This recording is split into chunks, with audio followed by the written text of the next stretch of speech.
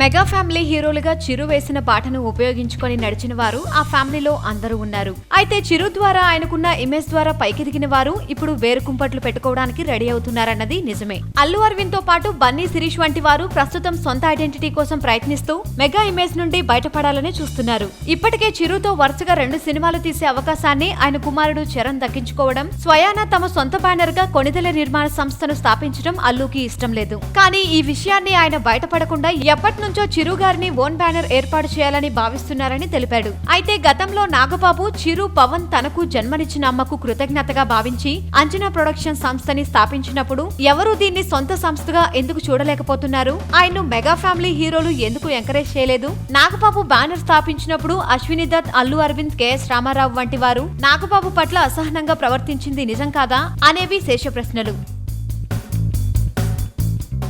ఇక ఇప్పటికే నాగబాబుకు, పవన్ కళ్యాణ్ కు ఓన్ బ్యానర్స్ ఉండడంతో చరణ్ ఓన్ గా నిర్మాత కావడం తప్పేమి కాదే. మరి అల్లువారి అలకెందుకు? బహిరంగ వేదికపైనే పవన్ ఫ్యాన్స్ పై బన్నీ మండిపడ్డాడు. దానికి వ్యక్తిగతంగా చిరు కూడా తప్పుపట్టి బన్నీకి క్లాస్ పీకాడు. అప్పటి నుంచే అసలు విభేదాలు స్టార్ట్ అయ్యాయి. ఇప్పటికే పవన్ మెగా ఫ్యామిలీతో అంటిముట్టినట్లు వ్యవహరిస్తున్నాడు. ఇక తాజాగా బన్నీ కూడా తన సోదరుడు Allu Sirish public relation group ను స్థాపించేందుకు ప్రయత్నాలు జరుగుతున్నాయనేది వాస్తవమేనని ఇండస్ట్రీ వర్గాల అంతర్గత సమాచారం. మరోపక్క ఈ మధ్య వరుస విజయాలతో దూసుకుపోతున్న బన్నీ తన తండ్రిలాగా మౌనం వహించకుండా చరణ్ తో సైతం అంటిముట్టినట్లు వ్యవహరిస్తున్నాడని, మగధీర, ధృవ వంటి సినిమాల విషయంలో కూడా బన్నీ తన తండ్రితో విభేదించాడని ఇండస్ట్రీలో కథలుగా చెప్పుకుంటున్నారు.